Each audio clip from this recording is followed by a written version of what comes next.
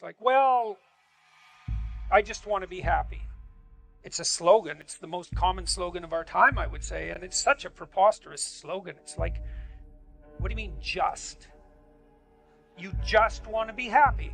That's all. That's all you want. That absolute impossibility. You want bliss, unending, no matter what you do. And that's all you want. It's not exactly a small ask, let's say. Because it's the same thing as asking to dwell permanently in paradise. It's something like that. And then it also isn't true. That isn't what you want. If you do careful analysis of what people mean when they say they just want to be happy, what they mean is they don't want to suffer stupidly.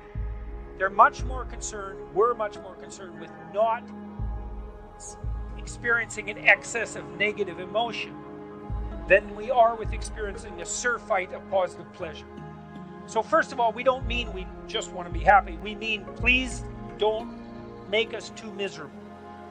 And fair enough, that's reasonable. But then even on the happiness front, even on the absence of misery front, that's not true.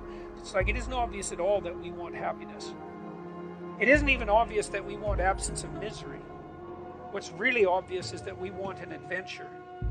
Right? We want an adventure that's so compelling that it makes the misery of life not just justifiable, but worthwhile. You want to look back on your life, and you know this to be true. You want to be able to say to yourself, even considering a month or a week or a series of days, you want to be able to say, that was really difficult, but you know what? It was worth it. And I think that's what you want from your life. It's something like, you know what? That was difficult, but it was worth it. And that meant that the adventure was so great that it justified the difficulties. And so then the question is, and here's the question, where do you find the great adventure of your life? Well, how about in truth? Well, why? Because you don't know what's going to happen if you tell the truth. It's a mystery. It's going to lay itself out for you. And so that's an adventure because you literally do not know what's going to happen. You have to let go of knowing what's going to happen.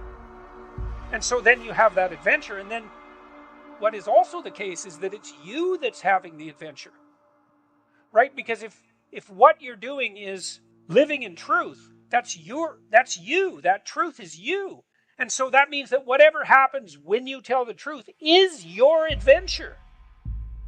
And then you think, well, I'm using deception. It's like, well, maybe you are, but maybe deception is using you. And then maybe it's the spirit of deception that's having the adventure of your life. And then you might ask yourself, well, why are you so miserable and unhappy? And the answer would be, well, the spirit of deception is having the adventure of your life. You're not even there. Because if you're not living in truth, you're not there. Obviously, what's there is the spirit of deception. And you might think that's your deception, but I would be very careful about thinking that, because there have been centuries of meditation on the nature of the spirit of deception. And the answer isn't that the spirit of deception is you. The answer is that the spirit of deception is something that possesses you, convinces you that it's you.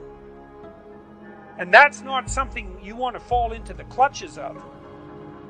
The world is founded on a sacrifice, right? And that's what the crucifix represents. And European towns were built around a church, and the church was built around an altar, and the altar was built around the idea of sacrifice. So the proper sacrifice is at the center of the community. That's what that idea means. Now, you might ask, well, what's the proper sacrifice? And the answer is something like the voluntary willingness to bear your cross. And then you might say, well, what is your cross? And the answer to that is, well, that's the catastrophe of your life, right? That's the fact you'll be betrayed, the fact that you're going to die, the fact that you're going to be in pain, the fact that your loved ones will see you suffer, the fact that the mob will come after you, the fact that criminals might be preferred to you, etc. It's all the potential catastrophes of your life. And then the sacrifice is the idea that you have to let your, what would you say? You have to let your narrow ego go enough so that you pick all that up voluntarily, all of that. And then that transforms it.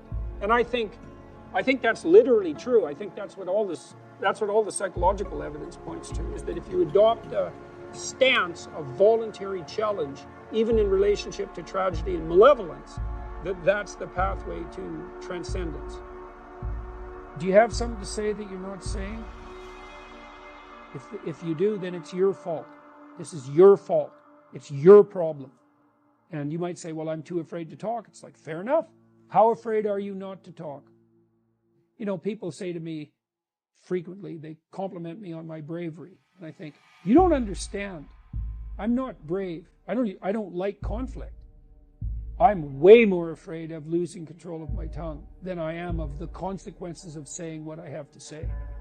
Because I know what happens when we allow other people to control our tongues. It's not good. It's not good. It's hell itself. And so, of course, it's troublesome to suffer the slings and arrows of outrageous fortune when you say what you have to say. It's like, that's fine. Try not saying what you have to say. Well, that'll be okay in the moment. It's like, yeah, in the moment. But unfortunately, your whole life isn't in the moment. Practice in developing the capacity for skilled movement forward in a manner that simultaneously encourages the others that you're cooperating with to do precisely the same thing. And that's not some arbitrary ethos. It's not arbitrary, because if that doesn't happen, then nothing flourishes. And if it does happen, then everything flourishes. It's also not relativistic in some sense, because you have to do that no matter what you're doing. No matter what it is that you're doing, if you do that well, you're doing whatever it is you're doing well. In fact, that's really in some sense how you would define well. If you give up enough psychologically, you'll cut your losses in actuality. And of course, that's sort of what thought's for, is right? So that you can get yourself straight. You can give it up in abstraction so you don't act out the pathology, and then nothing dies in actuality. But that still means you have something to give up. You want to initiate a process of active engagement with the dragon that burned you, fundamentally. The psychophysiological pattern of active engagement is the opposite to the psychophysiological pattern of involuntary stress. And so if you can practice embodying that voluntary confrontation, then that stance can come to dominate. And that's the stance you want to dominate, because that moves you forward voluntarily into the world. And that, in all probability, that will work. I want to be free to do what I want. Okay, well, hang on a sec. Which I are you talking about there? Are you talking about the mature I that sees next week and next month and next year and 10 years out, and that takes the community into account? Or are you talking about the impulsive, hedonistic, self-serving, narrow I that just wants exactly what it wants right now?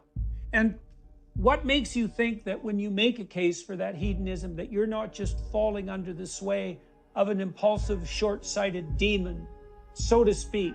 If you look at music, for example, music operates by very sophisticated rules. And so it's ordered and constrained. But out of that system of rules comes an almost infinite array of possibility. And so, we have this sense, I think it derives from Rousseau, that any constraint of order is a limit on freedom, when what we should be hypothesizing is that with the optimal set of principles, you get the maximally desirable freedom. And it's not freedom from everything, and it's not freedom to do anything. It's certainly not a narrow hedonistic freedom, because that backfires on you like the next day. This is, I think, why people are so obsessed in some sense with the search for fundamental meaning. This is a good story. So you can imagine two people laying bricks. They're building a gigantic wall, and the one person thinks, oh my God, this wall is going to take 100,000 bricks. I'm laying one at a time, and I'm wasting my life away trivially adding to this gigantic brick wall. And what am I doing? This is absolutely miserable, brick by brick. And the other person thinks, in 300 years, this is going to be a cathedral. And so the person in the second state is doing exactly the same thing at a local level, laying bricks, but each brick is related to a very high goal. And that means the reward that's attendant upon the laying of the brick is proportional to the goal of the entire behavioral process. So if you're aimless and goalless, then you can't elicit any positive emotion. And if your goals are fragmented, which is also what happens if you're aimless or your goals lack unity, if your goals are fragmented, then no given behavioral manifestation can elicit any dopaminergic reward because it's not a step forward to anything desirable. One of the things, well, I did write about this in my first book, particularly about putting your house in perfect order. It's like, well, if you're lost, one of the things you can do is look around and see what direction you could take locally. Fix something. Find something that you could do that would make things better that you would do.